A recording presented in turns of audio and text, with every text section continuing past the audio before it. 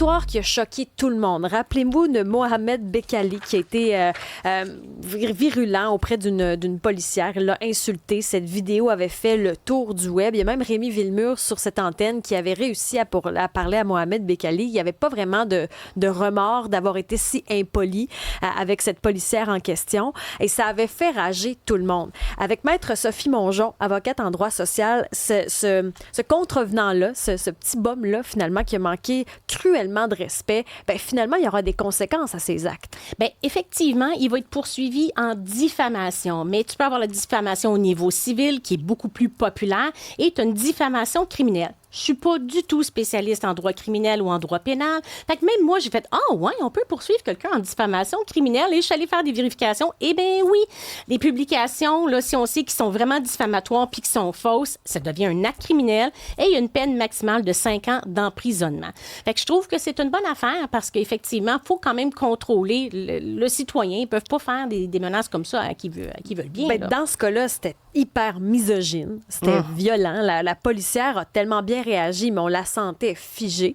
Après, ben, c'est le reste de son métier qui peut être atteint aussi là, de se faire parler comme ça par un citoyen. Puis on apprenait qu'à Montréal, il n'y avait pas vraiment de conséquences. Dans d'autres villes, on n'est pas supposé d'insulter un policier. Il peut y avoir des conséquences. Ici, non. Ça semait quand même inquiétude là, auprès de se dire est-ce qu'on va commencer à manquer de respect auprès des forces de l'ordre? Bien, ça a l'air que c'est pas la première fois non plus. Hein? Ouais. On se rappelle Donc, je pense que c'était une occasion de tenter cette diffamation-là pour démontrer aux autres qu'on ne peut pas faire ça, qu'on doit quand même avoir du respect. Qu'est-ce qui va en retirer tout ça? Je ne sais pas. On fera un petit topo de suivi pour voir si effectivement, finalement, les accusations vont tomber. C'était une façon d'essayer de lui faire peur. Hein? Il y a plein des fois des poursuites ou des accusations. Des fois, c'est aussi comme une leçon.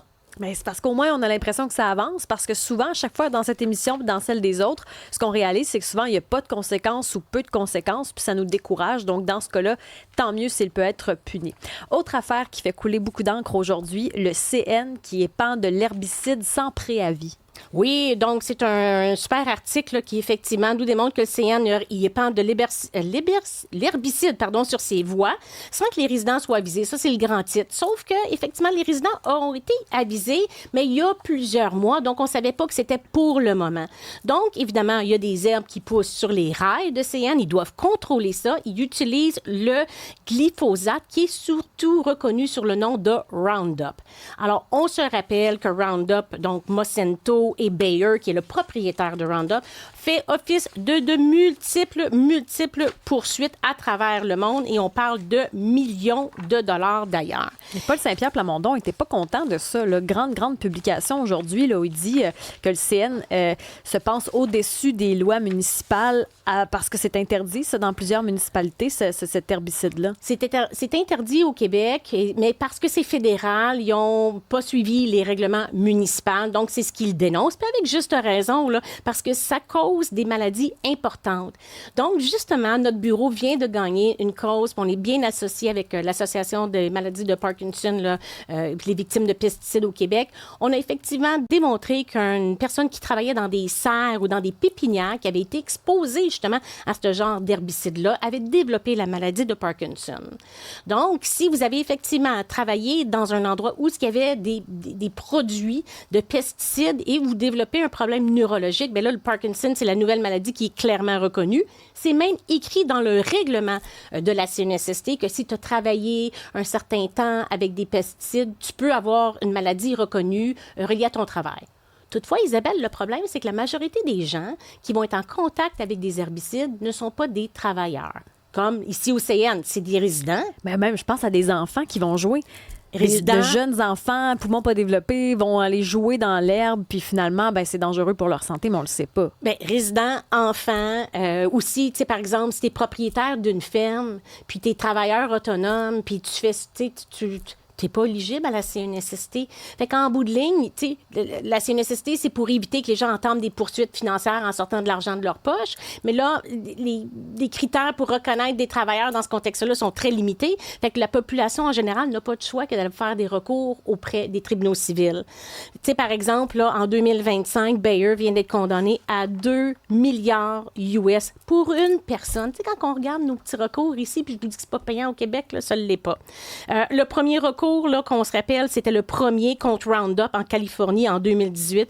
Et le jardinier scolaire avait atteint d'un lymphome non hodgkinien, puis il y avait eu 289 millions de dollars. J'ai goût de vous répondre, là, tant qu'à attraper une maladie là, reliée à quelque chose, tout bien que ce soit aux États-Unis qu'ici, parce qu'on n'aura jamais ces montants-là. Bien, puis je me dis, en plus, on apprend que c'est en cachette. En plus, on comprend la réalité de nos chemins de fer qui sont dans un piteux état dans certains endroits.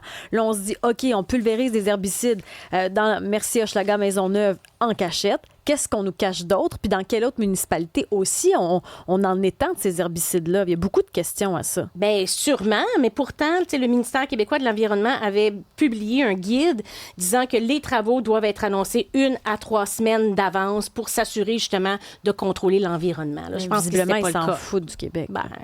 Ben, visiblement.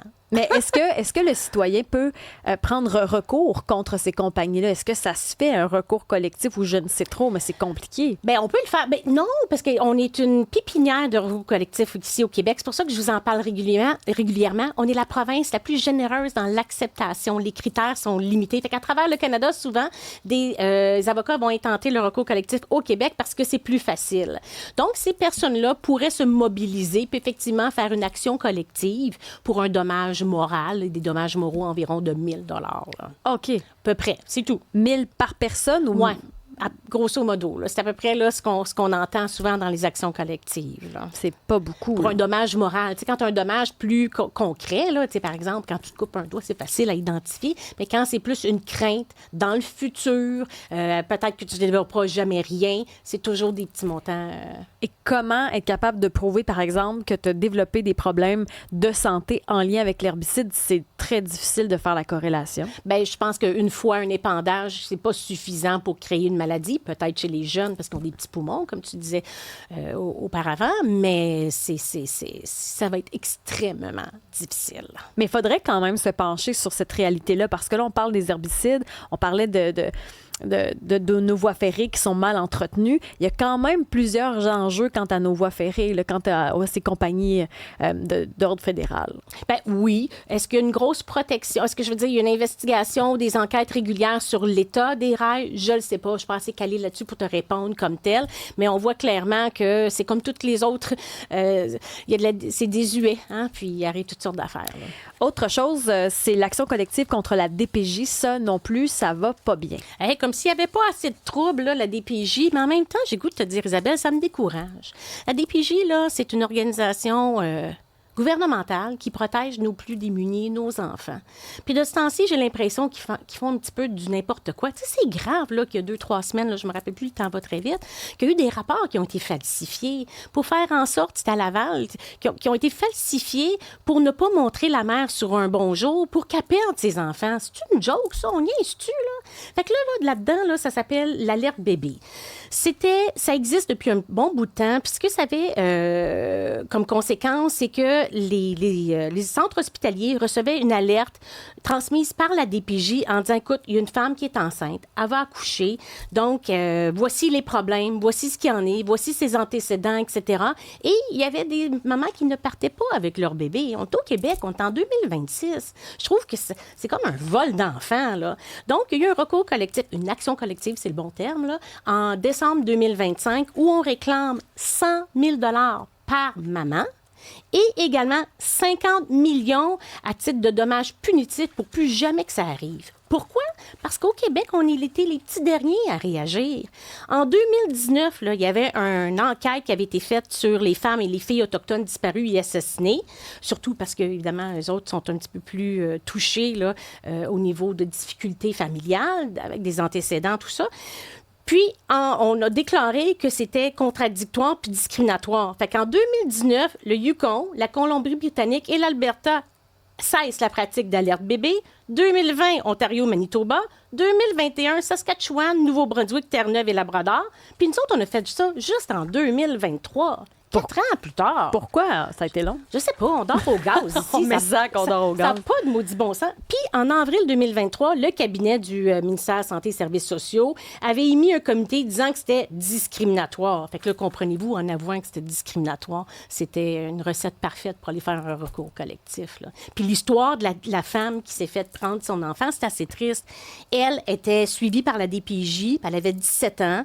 Quand elle est retrouvée majeure, elle a appris qu'elle était enceinte. Donc, elle avait demandé de l'aide pour un programme là, alimentaire pour les personnes enceintes.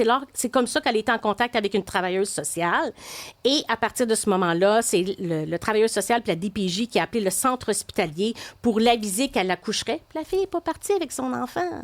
Mais ça, c'est épouvantable.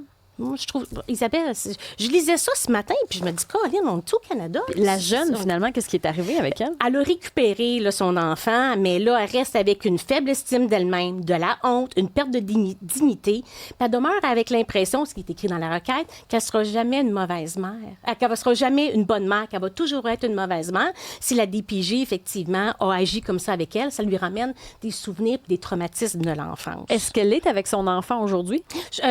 L'information que j'ai, la réponse est oui. Là. Je suis sûre à 98 de ça. Là. Mais la DPJ, ça va prendre combien de ratés avant qu'on réussisse à remettre le service sur les rails?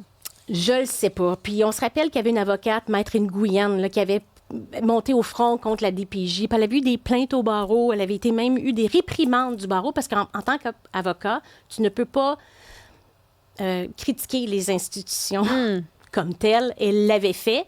Mais à l'époque, on n'avait pas tout ce qu'on sait aujourd'hui, des faux rapports, cette action collective-là. Donc, je pense que maintenant, là, ces dires sont un petit peu plus reconnus avec crédibilité. Mais c'est qu'à chaque fois qu'on entend ce genre d'histoire, on se dit, bon, ça, c'est ce qu'on sait. Maintenant, imagine tout ce qu'on sait pas. Toutes les histoires qu'on n'entend pas, c'est sûr que ça donne pas confiance. Non. Puis des histoires, il y a des gens qui sont pas capables de s'exprimer. Dans ces contextes-là, les gens sont déjà en crainte d'avoir perdu leur enfant ou qui sont sur le bord des pertes. Fait que, monter là, au front là, pour dire, moi, je vais vraiment critiquer la direction de la protection de la jeunesse. Là. Faut que tu aies les reins solides. Faut que tu aies les reins solides. Fait que si déjà, tu es un peu tout bouleversé puis tu sais pas si tu peux garder la garde de tes enfants, tu dis rien. C'est ça, la réalité. C'est ça qui est frustrant. La vraie vie puis la vie juridique, des fois, c'est deux choses. C'est intéressant qu'une avocate nous le dise. Malheureusement, c'est comme ça. Sophie Mongeon, merci d'être passée à l'émission. On te revoit mercredi. À mercredi. Salut.